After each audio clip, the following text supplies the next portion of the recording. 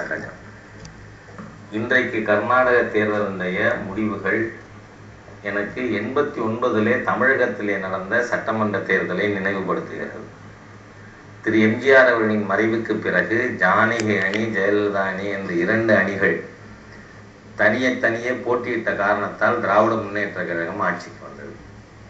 அதே போல இன்றைக்கு கர்நாடகத்தில் என்னை பொறுத்தவரை பிஜேபி ஒரு ஆத்ம பரிசோதனை, சுய பரிசோதனை செய்து பார்க்க வேண்டிய ஒரு காலகட்டம் தான். இருந்தாலும் இன்று காங்கிரஸ் கட்சிக்கு வாக்குகள் அதிகரிக்கவில்லை. பிஜேபி பிளவுபட்டதால் பாரதிய ஜனதா கட்சி ஆட்சி இழந்திருக்கிறது. இல்ல, நீங்க என்ன சமாதானம் சொன்னாலும் எவ்வளவு காரணங்கள் கூறினாலும் ஆட்சி எழுந்தது தானே. நான் இல்லைன்னு சொல்லலையே. அதனால்தான் சுய பரிசோதனை செய்து பார்க்க வேண்டிய நேரம் இது. ஆகவே நாம் கட்சி ஒற்றுமை இல்லாமல் இருந்த காரணத்தால் இன்று காங்கிரஸ் பை டிஃபால்ட் ஆட்சிக்கு வந்திருக்கிறது. பிஜேபியோடைய பலமே அந்த கட்சியோட ஒற்றுமை, அவர்களுக்கு இருக்கிற ஒருங்கிணைப்பு அப்படின்னு தான் சொல்லப்பட்டது. அப்ப நீங்களே சொல்றீங்க ஒற்றுமை இல்லைங்கிறத நீங்களே சொல்றீங்க. அப்ப அந்த கட்சி அந்த ஒரு தேசிய அரசியலுக்கான அந்த ஓட்டத்துல இல்லைன்னு நினைக்கிறீங்களா? இல்ல, கர்நாடக கிளை பாரதிய ஜனதா கட்சி தொடர்ந்து எந்தெந்த மாநிலங்கள் நாங்கள் ஆட்சியில் இருக்கிறோமோ மீண்டும் வந்து கொண்டே இருக்கிறோம். அது குஜராத்தோ, மத்திய பிரதேசோ, சத்தீஸ்கரோ, எந்த மாநிலமாக இருந்தாலும் திரும்ப வந்து கொண்டு இருக்கிறது, தக்க வைத்து கொண்டு இருக்கிறோம். உத்தராஞ்சல்ங்கிற ஒரு சிறிய மாநிலம் கை நழுவி போனது. அதுவும் ரொம்ப அங்கே எப்போவுமே ஒரு சீட்டில் வரும், ஒரு சீட்டில் போகும், அந்த மாதிரி. அதே ஒரு மேஜர் ஸ்டேட் போனதுக்கு அந்த உள்ளூர் அரசியல் தான் காரணமே விட இதுக்கும் தேசிய அரசியலுக்கும் எந்த தொடர்பு. தேசிய அரசியல் தொடர்புடையதான் அந்த மாநில அரசியலும். அதாவது இது தேசிய கட்சி, காங்கிரசுக்கு இணையான ஒரு தேசிய கட்சியா பார்க்கப்படுறது பாரதிய ஜனதா கட்சி தான்.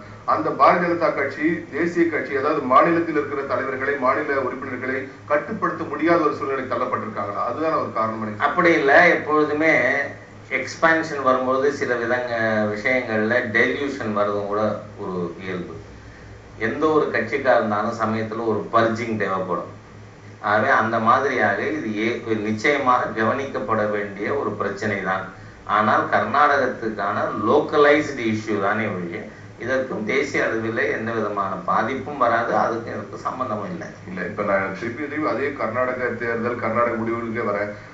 எப்படி பார்க்கும்போது ரொம்ப தெளிவா பத்திரிகைகள் மட்டுமல்ல, சாதாரண பாமரன் கூட சொல்லக்கூடிய விஷயம் என்னவா இருக்குன்னா, பாரதிய ஜனதா கட்சிக்குள்ள ஒற்றுமை இல்லை, அவர்கள் பிளவுபட்டார்கள், காங்கிரஸ் ரொம்ப ஈஸியா ஆட்சி அமைச்சிட்டாங்கன்னு சொல்றதுதான். அந்த பிளவை ஏன் சரி செய்ய முடியவில்லை அப்படிங்கறது ஒரு பெரிய கேள்வியா இருக்கு. அதற்கு கூட ஒரு பாரதிய ஜனதா தலைமையிலான ஒரு இயலாமை ஒரு நிலை காணப்படுதா? இல்லைங்கிறேன். இது பிரின்சிபிள் ஸ்டாண்ட் எடுத்ததுனால, அதாவது இந்த நாடு முழுவதும் 2G ஸ்பெக்ட்ரம்ல இருந்து, காமன்வெல்த் கேம்ஸ்ல இருந்து, ஆதர்ஷ குடியிருப்பு இருந்து, நிலக்கரி சுரங்கங்கள் ஒதுக்கீடு இருந்து, எல்லா விதத்திலும் ஊழல்கள் ஒவ்வொன்றையும் கேட்கும் பொழுதும் முன்பாக வைக்கப்பட்ட பிரச்சனை கர்நாடகம் என்ன என்று. ஆகவே கர்நாடகத்துல எப்ப முதல்ல லோகாயுக்தா திரு எடியூரப்பா அவர்களுக்கு எதிராக தீர்ப்பு கொடுத்ததோ அன்றைக்கே அவரை முதல்வர் பதவியிலிருந்து விலகச் சொன்னோம். அது பிரின்சிபிள் ஸ்டாண்டு. அது அவருக்கு பிடிக்கவில்லை என்கின்ற காரணத்தால் கட்சியிலிருந்து விலகினார்.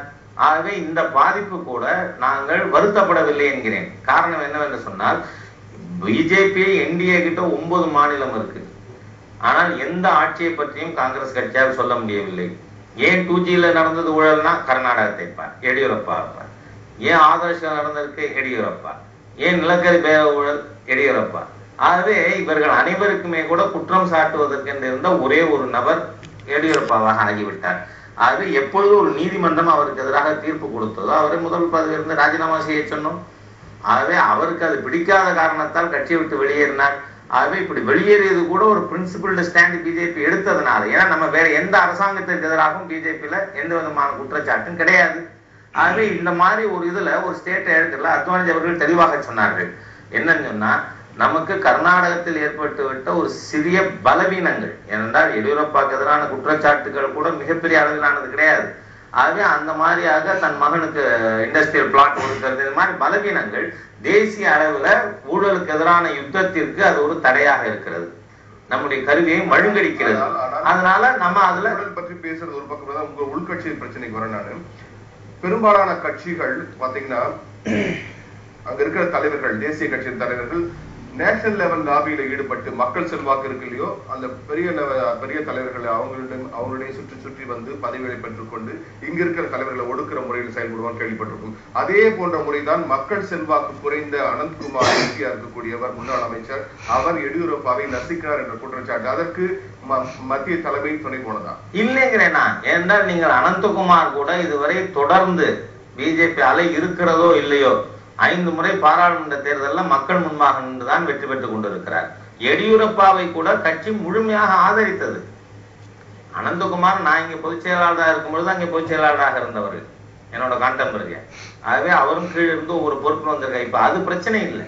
எடியூரப்பா அவர்கள் இந்த குற்றச்சாட்டு இல்லை என்று சொன்னால் நிச்சயமாக தேசிய தலைமை எடியூரப்பாவுக்கு எதிராக எந்த விதமான நடவடிக்கையும் எடுத்திருக்க மாட்டார்கள். ஆகவே பிரச்சனை என்ன? அவருக்கு எதிரான குற்றச்சாட்டு. அது மாத்திரமல்ல, காங்கிரஸ் மிகப்பெரிய பல லட்சக்கணக்கான கோடி ஊழல் செய்யும் பொழுது இவர் ஏதோ தன்னுடைய மகன் ராகவேந்திராவுக்கு இடம் ஒதுக்கி விட்டார் என்று இதை போய் எடியூரப்பா என்று அவர்கள் காட்டிக்கொண்டே இருந்தார்கள். ஆகவே தேசிய அளவிலே நம்முடைய ஊழலுக்கு எதிரான யுத்தத்தில் ஆயுதம் மழுங்கடிக்கப்படுகிறது என்கின்ற காரணத்தால் நடவடிக்கை எடுக்கப்பட்டதை ஒழிய அனந்தகுமார் சொன்னார் என்றோ அல்லது வேற யாரும் லாபி பண்ணாங்கன்னோ எடியூரப்பாக்கு எதிராக நடவடிக்கை எடுக்கல. ஆகவே இது ஊடகங்கள்ல மிகைப்படுத்தப்படுகின்ற ஒரு விஷயமே ஒழிய உண்மைக்கு விரோதமானது, எதிரானது. நீங்க ஊடகங்களை மிகைப்படுத்தப்பட்ட விஷயம் சொன்னாலும் கூட நம் கர்நாடகத்தில் நடந்த விஷயங்களை பார்க்கும்போது அனந்த்குமார், ஈஸ்வரப்பா அவர்களுடைய கைதான் ஓங்கி இருந்தது தவிர எடியூரப்பா குரலுக்கு நீங்க பெரிய அளவில் செவி சாய்க்கிற மாதிரி தெரியல. பல விஷயங்கள்ல அவருடைய கோரிக்கை. எடியூரப்பா அவர்கள் முதலமைச்சர் ஆக்கப்பட்டார் என்பதிலிருந்தே எடியூரப்பாவை எந்த அளவிற்கு கட்சி மரியாதையோடு மதிப்போடு வைத்திருந்தது என்பது நமக்கு இங்கே தெரிகிறது. அப்பொழுது கூட ஒருமித்த கருத்தோடு தான் அவர் ஆக்கப்பட்டார். அதுக்கு யாரும் டிஸ்பியூட் பண்ணியெல்லாம் எதிர்த்தாப்பெல்லாம் நிற்கிறேன்னு சொல்லல. ஆகவே எடியூரப்பா அவர்களை நாம் தொடர்ந்து ஆதரித்தோம், அவருடைய கட்சி பணியினை பாராட்டினோம். ஆனால் குற்றச்சாட்டு வந்து விட்டால் என்ன செய்ய முடியும் ஒரு கட்சி? அதுவும் தேசிய அளவில் இன்னைக்கு பிஜேபி எந்த கவர்மெண்ட்டுக்கு எதிராக குற்றச்சாட்டு இல்லை, காங்கிரஸ் இது ஒன்றையே காட்டி கொண்டு இருக்கிறது. அப்ப நடவடிக்கை எடுக்காம எப்படி இருக்கும்? இப்போ காங்கிரஸ் தலைவர்கள் அதாவது அவர்கள் எதிர்பார்த்த வெற்றி கிடைச்சிருச்சுன்னு சொல்றாங்க. இன்னும் சொல்ல போனா ஒருபடி மேல போய் பல்வேறு விமர்சனங்களை செய்தாங்க காங்கிரஸ்ல. ஆனா கமல்நாத் அமைச்சர் சொல்லும்போது என்ன சொல்றாரு? ஒரு இன்னிங்ஸ் டிஃபீட் அப்படிங்கிறாரு.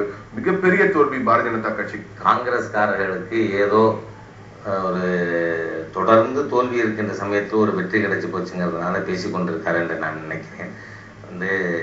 நான் சொன்னது அதுதான். 89 ஜானகி ஜெயலலிதா அணிகள் பிரிந்திருந்த பொழுது இதை விட மிகப்பெரிய வெற்றி திராவிட முன்னேற்ற கழகத்திற்கு கிடைத்தது. இப்ப காங்கிரஸ் கட்சி பேர் மெஜாரிட்டி, 121 சீட்டு, 113 மெஜாரிட்டி. ஆகவே அவர்களுடைய வாக்கு சதவீதம் அதிகரிக்கவில்லை. ஆகவே அப்படி இருக்கின்ற பொழுது பிஜேபிக்கு எத்தனை முறை கேட்டாலும் ஒரே காரணம், ஓட்டு பிரிந்ததால் இவர்கள் வந்தார்கள். அதுக்கு மேல ஏன்னா போன தேர்தல் இந்த தேர்தல் காங்கிரஸ் கட்சிக்கு ஓட்டே கூடலையே.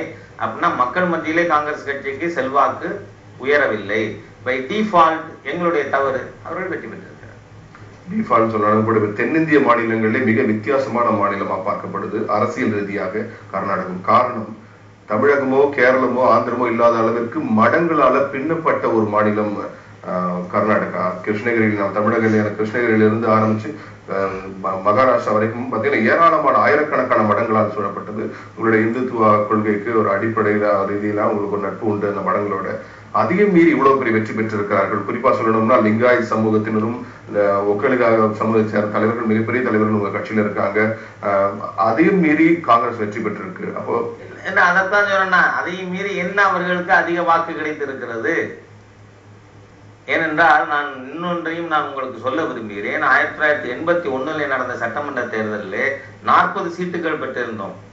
வலிய போய் ராமகிருஷ்ண ஹெகடே முதல்வராக்கினோம். ஆனால் அவர் முதுகுலை குத்தி விட்டு சட்டமன்றத்தை கலைத்து விட்டு மீண்டும் தேர்தல் வைத்தார். 4ஆகி போனது எங்களது. ஆனால் அது மீண்டும் 79க்கு வரவில்லையா? ஆகவே இது it's a temporary setback to BJP. ஏன்னா பிஜேபியினுடைய ஒரிஜினல் ஓட்டு ஷேர் குறையவே இல்லை. அது ஒண்ணு பிஜேபி கிட்ட இருக்கு, இல்ல எடியூரப்பாட்ட இருக்கு, இல்ல ஸ்ரீராமுல்கிட்ட இருக்கு.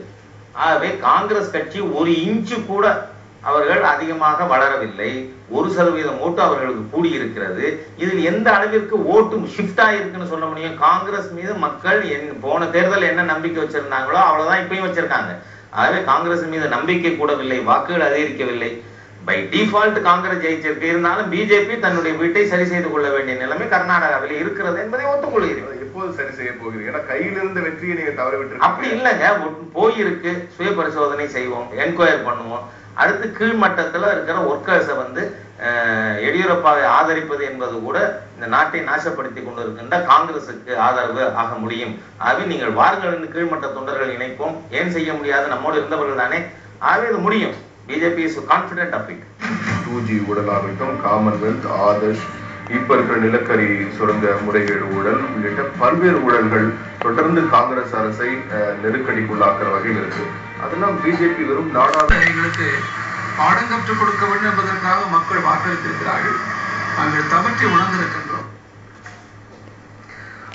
கருத்து கணிப்புகளை வெளியிட்டாலும் கூட நரேந்திர மோடி பிரச்சாரம் மிகப்பெரிய மாற்றத்தை ஏற்படுத்தும்னு பாரதிய ஜனதா தரப்புல பிரச்சாரம் செய்யப்பட்டது. ஆனா அந்த மாதிரி ஒண்ணுமே நடக்கல. ஒரு கூட்டம் 2 கூட்டத்தை வச்சா மோடி அவர்களை பற்றி சரியான விதமோ தப்பான விதமோ ஊடகங்கள் அவர்களுக்கு இஷ்டப்பட்டபடி எழுதி கொண்டிருக்கிறார்கள், பேசிக் கொண்டிருக்கிறார்கள் என்பதுதான் என்னுடைய கருத்து. இன்றைய அளவு வரை பாரதிய ஜனதா கட்சியின் பார்லிமெண்ட் போர்டு கூடி முடிவே எடுக்காத பொழுது கருத்து கணிப்புகள் நடந்து கொண்டிருக்கின்றன, கருத்துக்கள் வெளியிட்டுக் கொண்டிருக்கிறார்கள். அவர்களாக தங்கள் இஷ்டத்துக்கு பிரதமர் வேட்பாளர் என்னார் என்று கூட முடிவு செய்கிறார்கள். ஒரு விஷயம் உண்மை, இன்றைக்கு தேசிய அளவிலே மிக பெரிய செல்வாக்குள்ள ஒரே தலைவர் நரேந்திர மோடி என்பது பொதுமக்களுடைய கருத்து இல்ல. அப்பனா நம்ம ரொம்ப தெளிவா புரிஞ்சுக்கலாம். நீங்க அடுத்த தேர்தல் 2014 தேர்தல் நிச்சயமா பாரதிய ஜனதா ஆட்சியை பிடிக்கும் அப்படின்னு உங்க தரப்புல சொல்லப்பட்டிருக்கு. காங்கிரஸ் தரப்புலயும் ரொம்ப ஸ்ட்ராங்கா சொல்லிட்டு இருக்காங்க. இதெல்லாம் பார்க்கும்போது எத்தனையோ ஊழல் குற்றச்சாட்டுகள் பற்றி நீங்க பேசுறீங்க மத்தியில. ஆனா இதெல்லாம் ஒன்றும் காங்கிரஸ் கர்நாடக தேர்தலில் எதிரொலிக்கலையே. அந்தந்த ரீஜனல்ல அந்தந்த மாநிலத்துக்கு பிரச்சனைகள் மட்டும்தான் மக்கள் பார்ப்பாங்க. அப்படி இல்லை. நீங்க 1980 பாராளுமன்றத்திற்கு இந்திரா காந்தி வர வேண்டும் என்று கருதி இந்திரா காந்தி திமுக கூட்டணிக்கு மக்கள் வாக்களித்தார்கள். அவருடைய வெற்றி தலைக்கேறி போய் திரு எம்ஜிஆர் அவர்களை டிஸ்மிஸ் செய்தது இந்திரா காந்தி அரசாங்கம்.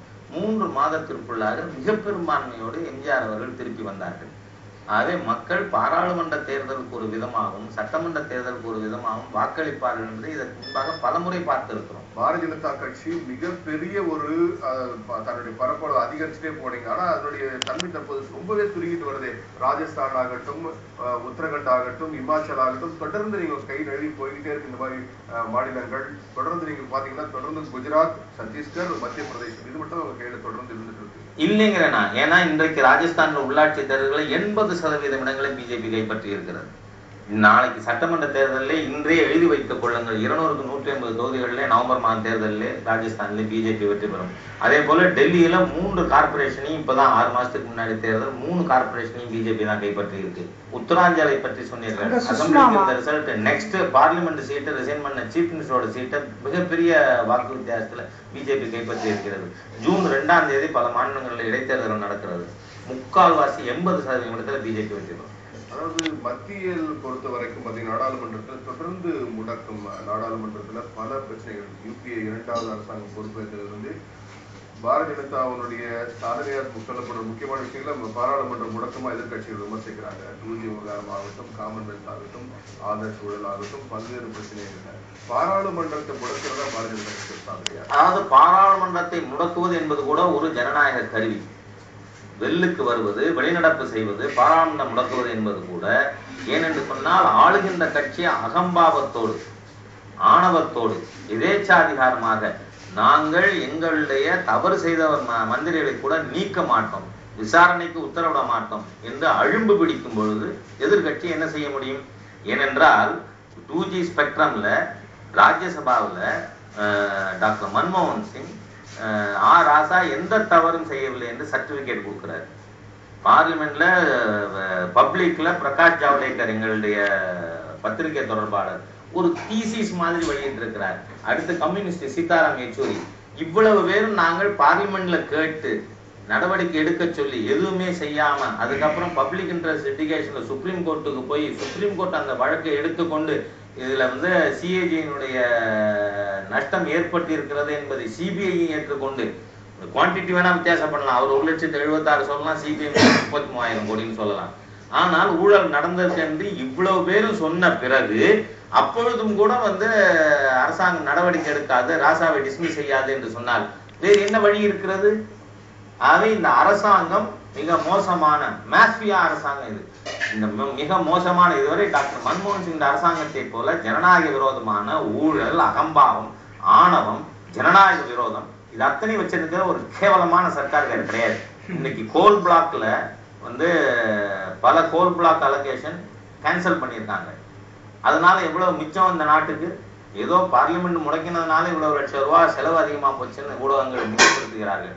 ஆனால் எத்தனை 1000 கோடி இப்பொழுது அரசாங்கத்திற்கு மீண்டும் கிடைக்கிறது.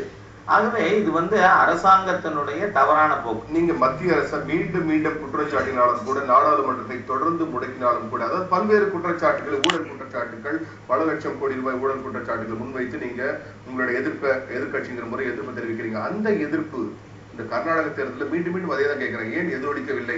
இல்ல, நீங்க ஒரு சாதாரண ஒரு மாநிலத்தில் நடந்த உள்ளூர் பிரச்சனைக்காக வந்திருக்கின்ற முடிவை வைத்துக் கொண்டு இவ்வளவு பெரிய தேசத்துல இருக்கின்ற பிரச்சனையை நாம கம்பேர் பண்ணிருக்கோம். ஒரு பகுதி தானே இந்தியாவோட ஒரு பகுதி இருக்கட்டும். நான் தான் கன்சிடே பண்ணிட்டேனே உள்ளூர் பிரச்சனைனால. அதற்காக இப்ப கர்நாடகத்துல பிஜேபி ஜெயிக்கலைங்கிறதுக்காக இந்த உச்ச நீதிமன்றத்துல வந்து சிபிஐ வந்து அதாவது திருடங்கிட்டே போய் உனக்கு எதிராக நான் போடுற ரிப்போர்ட் சரியா இருக்கான்னு கேட்கறது மாதிரியா கேட்ட அசிங்கம் கேவலம் நடந்து உச்ச நீதிமன்றம் வந்து அரசாங்கத்தை இவ்வளவு தூரம் கண்டிச்சிருக்கு. கர்நாடகா தோத்துட்ட அதை விட்டுடுன்னு சொல்ல முடியுமா? இல்ல, நீங்க சொல்றபடி பார்த்தா அப்ப வேறு கட்சிகள் ஆட்சிக்கு வந்திருக்கும். எத்தனையோ கட்சிகள் அங்க போட்டிட்டாங்க மதச்சார்பற்ற ஜனதாதளம். ஆனால் நீங்கள் சொல்ற ஏராளமான அடுக்கடுக்கான ஊழல் காங்கிரஸ் மட்டும் எப்படி ஆட்சி பிடிக்கும்? இல்லை, என்னோட ஒரே கேள்வி, இப்ப கர்நாடகால பிஜேபி ஜெயிக்கல, அதனால பவன்குமார் பன்சல் 10 கோடி ரூபாய் வாங்கிட்டு அப்பாயின்மெண்ட் வாங்கினது சரின்னு விட்டுடுவோமா? சட்ட அமைச்சர் சிபிஐ ரிப்போர்ட்டை வாங்கி, அஸ்வின் குமார் சிபிஐ ரிப்போர்ட்டை வாங்கி அதை பூராத்தையும் வந்து ரிமூவ் பண்ணி இருக்கிறது உச்ச நீதிமன்றமே இன்னைக்கு கண்டிச்சிருக்கு. விட்டுடுவோமா? இதுக்கு அதுக்கு சம்பந்தம் இல்லைங்கிறேன். ஒரு தேர்தல் ஜெயிக்கும், ஒரு தேர்தல். அதுதான் சொன்னேன் நான். உத்தராஞ்சல்லே தேர்தலே பாரதிய ஜனதா கட்சி ஒரு சீட்டுல தோத்து போச்சு. முதலமைச்சர் பார்லிமெண்ட் உறுப்பினர் ராஜினாமா பண்ணிட்டு ஆளுங்கட்சி சீஃப் மினிஸ்டர் தொகுதி தேர்தல் நடக்குது. திருப்பி ஏன் பிஜேபி ஜெயிச்சிருக்கு? ஆகவே ஒரு தேர்தல்ல மக்கள் பிஜேபி செஞ்ச தப்புக்கு மக்கள் ஒரு முறை தண்டித்து விட்டார்கள். எப்பொழுதுமே குற்றத்திற்கு தண்டனை ஒரு தடவை தான். உள்கட்சி குழப்பம், கூட்டணி கட்சிகளுடைய குழப்பம் என பல்வேறு குழப்பங்களை வச்சுக்கிட்டு பிஜேபி பாரதிய ஜனதா கட்சி எதிர்வரும் 2014 தேர்தல் எப்படி எதிர்கொள்ள போகுது? 2014 தேர்தல்ல பாரதிய ஜனதா கட்சி தனித்து போக வேண்டிய நிர்பந்தம் ஏற்பட்டால் கூட அதற்கு அறுதி பெரும்பான்மை கிடையாது. ஏனென்று சொன்னால் இன்றைக்கு மக்கள் மனநிலை அவ்வாறு இருக்கிறது. இது வெறும் மேடை பேச்சால் என்ன காரணம்? மேடை பேச்சல்ல. நாங்கள் எந்த விதமான இதுவும் நடத்தலைன்னு சொன்னால் இந்தியா டுடே மார்க் போல் எல்லா தலைவர்களையும் வச்சுக்கொண்டு யார் உங்களுக்கு பிடித்தமான பிரதமர் கேட்டா 36% நரேந்திர மோடி என்று கருத்து சொல்லி இருக்கிறார்கள். அதே மாதிரியாக நரேந்திர மோடியா ராகுல் காந்தியா என்று கேட்டால் 52% நரேந்திர மோடி, 41% ராகுல். ஆகவே நீங்கள் இந்த நாட்டு மக்களுடைய மனோநிலை இந்த அரசாங்கத்திற்கு எதிராக இருக்கிறது, ஊழலுக்கு எதிராக இருக்கிறது, விலைவாசிக்கு எதிராக இருக்கிறது, இந்த நாட்டின் எல்லையை பாதுகாக்க முடியாமல் சரண்டராக இருக்கின்ற ஒரு கையாளாத அரசிற்கு எதிராக இருக்கிறது. ஆகவே பிஜேபியோடு இருப்பது என்பது எல்லாருக்கும் லாபம். நிதிஷ்குமாருக்கு பயந்துதான் அவர் என்ன முடிவெடுக்க போறார் என்று பயந்துதான் பாரதிய ஜனதா கட்சி இதுவரை பிரதமர் வேட்பாளரை அறிவிக்காமல் இருக்கிறது, மௌனம் காக்கிறது என்ற ஒரு கருத்து நிலவுகிறது. இன்னும் 12 மாதம் இருக்கிறது. இப்பவே அறிவிக்க வேண்டிய அவசியம் என்ன இருக்கு? முதல் மக்கள் தலைவராக ஒருவர் உருவாகி இருக்கிறார். அவர் பாரதிய ஜனதா கட்சியினுடைய தலைவராக இருக்கிறார். இது மகிழ்ச்சி தரத்தக்க ஒரு விஷயம். அதோடு எங்களுக்கு இப்பொழுது போதும். எப்பொழுது முடிவெடுக்க வேண்டுமோ பார்லிமெண்ட் தேர்தல் பற்றி அப்போ முடிவெடுப்போம். இன்னும் 13 மாதம் இருக்கிறது. இன்னைக்கு என்ன அவசரம்? 13 மாதம் இருந்தாலும் 13 மாதங்கள் 13 நாட்கள் மாதிரி உருண்டோடி போக போகும். எப்பொழுதுமே சில விஷயங்கள் அறிவித்த உடனே தேர்தல் வருவது என்பது மிகப்பெரிய உந்துதலை கொடுக்கும். ஆகவே அரசியல் கட்சி ஒரு கட்சி இன்னைக்கே செய்யணும்னு யாரும் நிர்பந்தப்படுத்த முடியாது. எங்களுக்கு சாதகமான சூழ்நிலை எது, சாதகமான நேரம் எது என்பதை வைத்து பார்க்க முடிவெடுப்போம். 2G ஊழலாகட்டும், காமன்வெல்த், ஆதர்ஷ், இப்ப இருக்கிற நிலக்கரி சுரங்க முறைகேடு ஊழல் உள்ளிட்ட பல்வேறு ஊழல்கள் தொடர்ந்து காங்கிரஸ் அரசை நெருக்கடிக்குள்ளாக்குற வகையில் இருக்கு. அதெல்லாம் பிஜேபி வெறும் நாடாளுமன்ற முடக்கும், பார்லிமெண்ட்ல அமளி, இது போன்ற விஷயங்களுக்குள்ள முடக்கிட்டாங்களா? நாடு முழுவதும் பெரிய அளவுல பெரிய ஒரு பிரச்சாரம் மூலமா கொண்டு போக தவறிட்டாங்க. இல்லை, நான் என்ன சொல்றேன், இந்த கருப்பு பணத்துக்கும் ஊழலுக்காகவும் எதிர்த்து 48 நாட்கள் தன்னுடைய 86 வயதிலே லால்கிருஷ்ண அத்வானிஜி அவர்கள் நாடு முழுவதும் யாத்திரை நடத்தியிருக்கிறார், ஜனச்சேத்தனா யாத்திரை. அதே போல இப்பொழுது இந்த ரயில்வே ஊழலை வைத்து எல்லா மாநிலங்களிலும், அதே போல கோல்கேட்டுக்கு அஸ்வின்குமாருக்கு எதிராக நான் கேட்கறது வந்து ஒரு பாதிப்பை ஏற்படுத்தக்கூடிய அளவுக்கு ஏன் செய்யல. அதாவது எதுக்கு ஒரு உதாரணம் சொல்லணும்னா, நரேந்திர மோடி அந்த கோத்ரா அந்த ஆட்சி அவர் இருக்கும்போது கோத்ரா கலவரம் பற்றி இன்னைக்கும் பேசுறாங்க. ஒரு பற்றி எரியக்கூடிய அளவுல உண்மை சம்பவம் எப்படி இருக்கோ, ஆனா வந்து காங்கிரஸா மற்ற எதிர்கட்சிகள் அதை ரொம்ப பலமா பிடிச்சிக்கிட்டு அதை வந்து உங்களை பிஜேபிக்கு ஒரு பெரிய ஒரு பாதிப்பு ஏற்படுத்தக்கூடிய அளவுக்கு செயல்பட்டாங்க. அதே மாதிரிதான் கர்நாடகாவில் எடியூரப்பா ரொம்ப பலமா அவருடைய ஊழல்கள் ரொம்ப கேட்ச் பண்ணிட்டாங்க அந்த விஷயத்த. அது மாதிரி இவ்வளவு பெரிய ஊழல்கள் பற்றி ஊழல்கள் வெளிவந்திருக்கு. அதை ஏன் பாரதிய ஜனதா தங்களுக்கு சாதகமா பயன்படுத்திக்கணும் கேட்கிறேன். நரேந்திர மோடிக்கு எதிராக இவர்கள் என்ன பிரச்சாரம் செய்தார்கள், அதன் மூலமாக என்ன பாதிப்பு ஏற்பட்டது? இவர்கள் சத்தம் போட்டுக் கொண்டிருக்கிறார்கள், ஊழையிடுகிறார்கள் என்று சொல்லுவேன் நான். ஏனென்றால் 3000 சீக்கியர்களை டெல்லியிலே கொண்டதை நியாயப்படுத்திய ராஜீவ்காந்தியை மதிப்புமிக்க தலைவர் என்று சொல்லிக் கொண்டிருக்கின்ற காங்கிரஸ் கட்சிக்கு குஜராத் பற்றியோ கோத்ரா பற்றியோ பேசுவதற்கு எந்த விதமான அருகதையும் கிடையாது. மனிதர்கள் கொலை செய்த கொலைகார கூட்டம் காங்கிரஸ். கொலை செய்வது மாத்திரமல்ல, இன்னைக்கு சஜன்குமாரோடு சேர்ந்து இருந்த 5 பேருக்கு தண்டனையாம், சஜன்குமாருக்கு விடுதலையாம். நாடே சிரித்துக் கொண்டிருக்கிறது காங்கிரசுக்கு எதிராக. ஆகவே இவர்கள் நரேந்திர மோடிக்கு எதிராக கூச்சல் போட்டார்கள். மோடிக்கு ஒன்றும் பாதிப்பு இல்லையே, தொடர்ந்து 50% மக்களுடைய செல்வாக்கோடு இவர் 4வது முறையாக முதலமைச்சராக இருக்கிறார். அவர் தலைமையிலே 3 தேர்தல்கள் தொடர்ந்து வெற்றி பெற்றிருக்கிறோம். ஆகவே இவர்களால் பாதிப்பு ஏற்படுத்த முடியாது. மக்கள் தெளிவாக இருக்கிறார்கள். நான் ஒரு விஷயத்தை பகிரங்கமாக காங்கிரஸ்காரர்களுக்கு சொல்ல விரும்புகிறேன். காந்தியை கொலை செய்த கூட்டம் என்று எங்களை பற்றி சொன்னீர்கள், குஜராத் இனிமேல் நீங்கள் பிடிக்க முடியாது என்கிற சூழ்நிலை போயிருக்கிறது. தொடர்ந்து பேசினீர்கள். போர்பந்தர்ல காங்கிரஸ் மாநில தலைவர் தோற்று போனார். அதனால காங்கிரஸ் கட்சி கூச்சல் போடும், மக்கள் இனிமேல் நம்ப மாட்டார்கள். இந்த ஒரு குஜராத்தை வைத்து நீங்கள் ஆட்சியை பிடித்து விட முடியும் நம்பிக்கை இருக்கோம். அப்படி இல்லை, நான் அதுதான் சொல்றேன். ஜூன் 2 தேர்தல் வரட்டும், பை எலெக்ஷன் ரிசல்ட்ஸ் பல மாநிலங்கள் நடக்குது. ஆகவே ஏதோ ஒரு கர்நாடகாவை வைத்து பிஜேபியை குறைத்து மதிப்பிட வேண்டாம் என்பதுதான் என்னுடைய நிலைப்பாடு. இந்த ஜாதி மோதல்கள் அப்படிங்கிற விஷயம் தென் மாவட்டங்களும் அதிகமா இருக்கு, வட மாவட்டங்களை பற்றி குறிப்பிட்ட அவர் மற்றொரு நாட்டின் ஊடுருவலை தடுக்க முடியாத அரசாக காங்கிரஸ் அரசு செயல்படுவதாக தெரிவித்தார். ஊழலுக்காக ஊழல்வாதிகளால் அமைக்கப்பட்ட அரசு ஐக்கிய முற்போக்கு கூட்டணி அரசு என்று திரு வெங்கையா நாயுடு குற்றம் சாட்டினார். நவாஸ் ஷெரீப்புக்கு வாழ்த்துக்களை தெரிவித்துள்ளதோடு இரு நாட்டு உறவுகளை மேம்படுத்த அவர் முன்வர வேண்டும் என்று கோரிக்கை விடுத்துள்ளனர். டெல்லியில் பிரதமர் பவன்குமார் பன்சால், அஸ்வனி குமார் ஆகியோர் பதவி விலகிய நிலையில் புகாரில் சிக்கியுள்ள பிரதமர் மன்மோகன் சிங்கும் பதவி விலக வலியுறுத்தியே அவர்கள் ஆர்ப்பாட்டத்தில் ஈடுபட்டனர். டெல்லி ரேஸ்கோர்ஸ் சாலையில் உள்ள பிரதமரின் அதிகாரப்பூர்வ வீட்டை முற்றுகையிட பாஜக இளைஞர் அணியினர் முயற்சித்தனர். தடுப்புகளை மீறி பிரதமர் வீட்டுக்குள் நுழைய முற்பட்டதால் அவர்களுக்கும் போலீசாருக்கும் இடையே தள்ளுமுள்ளு ஏற்பட்டது.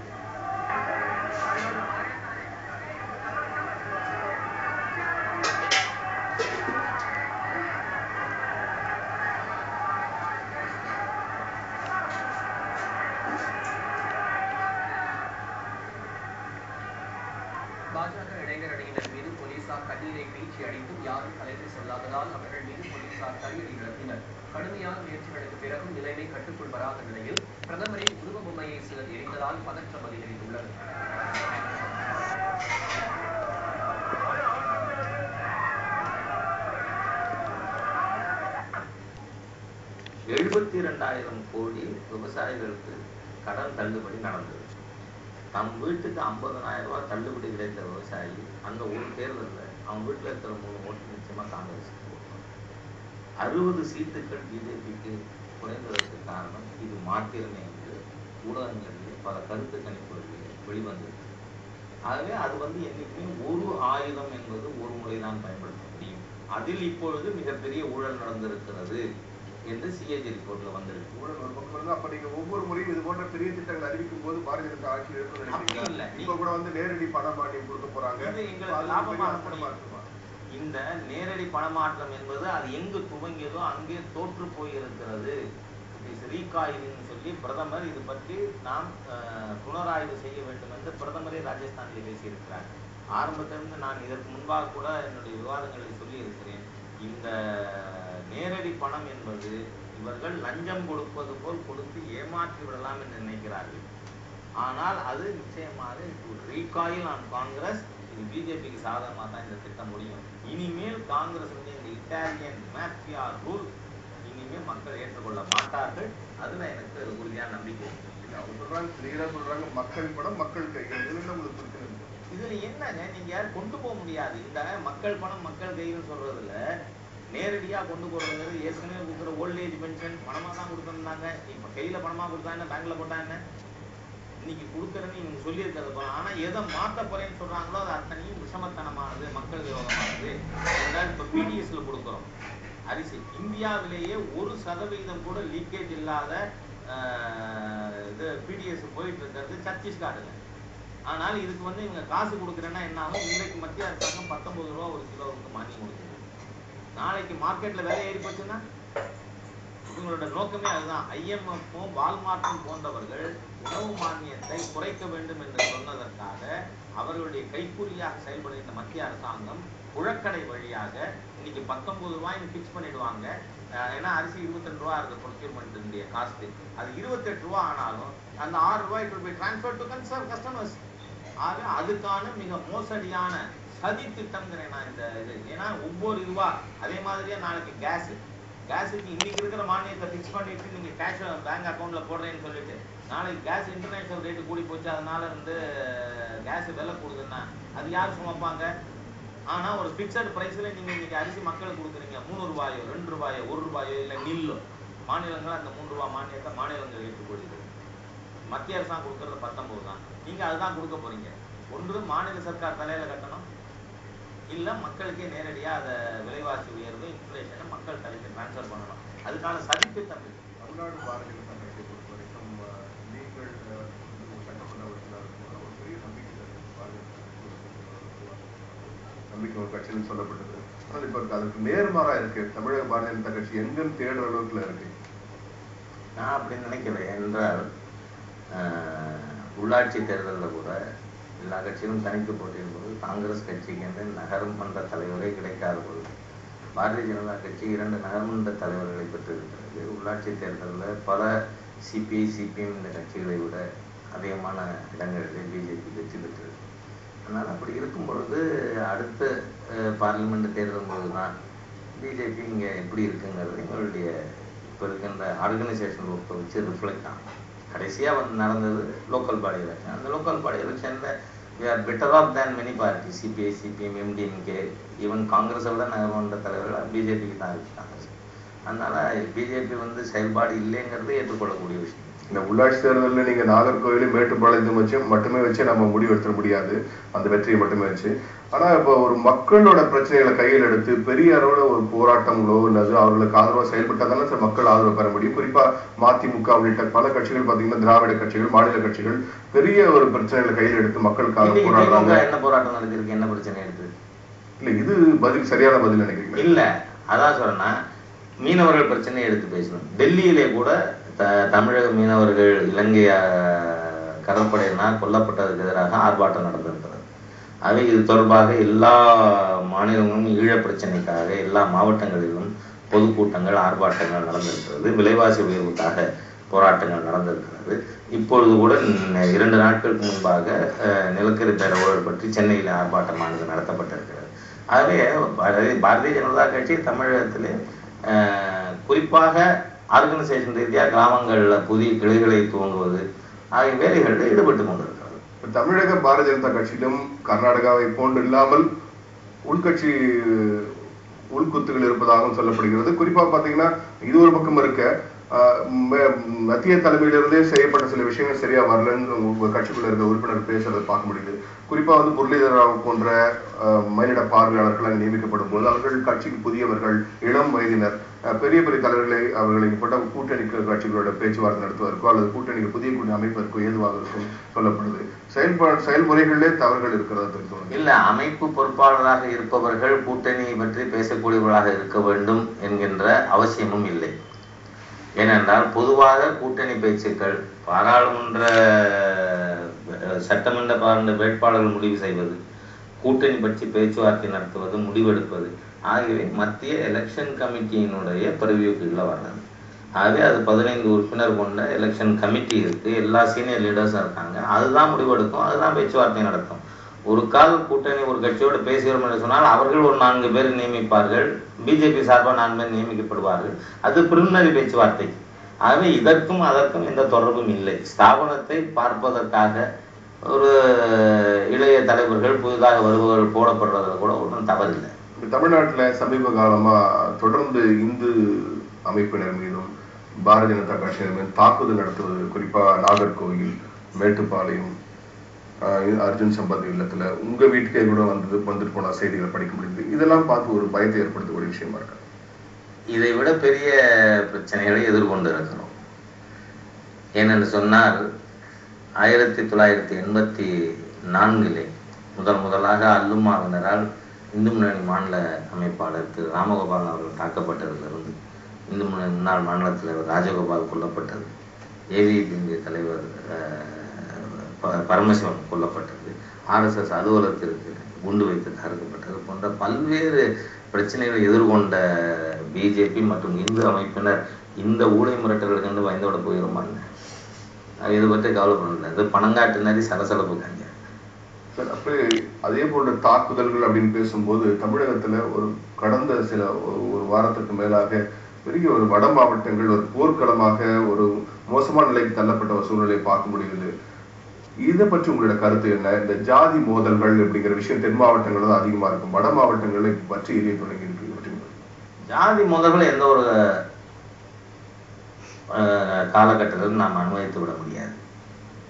இது துரதிருஷ்டவசமானது. வட மாவட்டங்களில் 2 முக்கிய ஜாதிகள் மோத துவங்கினால் அது தென்பகுதியும் கூட பாதிக்கக்கூடிய ஒரு சூழ்நிலை உருவாகலாம். தலித் வர்சஸ் நான் தலித்துங்கிற மாதிரியான ஒரு ட்ரெண்டு வராமல் பார்த்து கொள்ள வேண்டியது பொறுப்புள்ள அனைத்து அரசியல் தலைவர்களுக்கும் ஒரு கடமையாகும். இல்ல இது இந்த அரசியல் லாபத்துக்காக நினைக்கிறீங்களா, இல்ல அவர்களுடைய மக்களோட பிரச்சனைகளுக்காக அவர்களுக்கு ஏற்படக்கூடிய பிரச்சனைகள் மற்றும் அதை தடுப்பதற்காக மேற்கொள்ளப்பட்ட நடவடிக்கை நினைக்கிறீங்களா? எப்படி பார்க்க? பொதுவாக எந்த சமுதாயமாக இருந்தாலும் பெரும்பான்மையான மக்கள் இம்மாதிரி மோதல்களை ஆதரிக்கவும் மாட்டார்கள், அதற்கு துணை போக மாட்டார்கள். ஏனென்றால் பாதிப்பு என்று வந்தால் அப்பாவி மக்கள் தான் பாதிக்கப்படுவார்கள். அதனால அவங்க ஆதரவு நிச்சயமா இருக்காது. ஆகவே சில அரசியல் தலைவர்கள் அவர்களுடைய மோசமான பேச்சுக்கள் அல்லது அவர்கள் தூண்டி விடுகின்ற விஷயங்களால் ஆங்காங்கு நடக்கின்ற சம்பவம் பதட்டத்தை உருவாக்கி இருக்கிறது. இது கீழே போகாம பார்த்து கொள்ள வேண்டும், உடனடியாக நிறுத்தப்பட வேண்டும். தமிழ்நாட்டை பொறுத்த வரைக்கும் அரசு மதுபான கடைகளை அரசே மதுபான கடைகள் நடத்துறாங்க. இந்த நிலையில பான் பராக் குட்கா போன்ற அந்த போதை வஸ்துக்களுக்கு புகையிலை பொருட்களுக்கு தடை விதிக்கப்பட்டிருக்கு. இதை பற்றி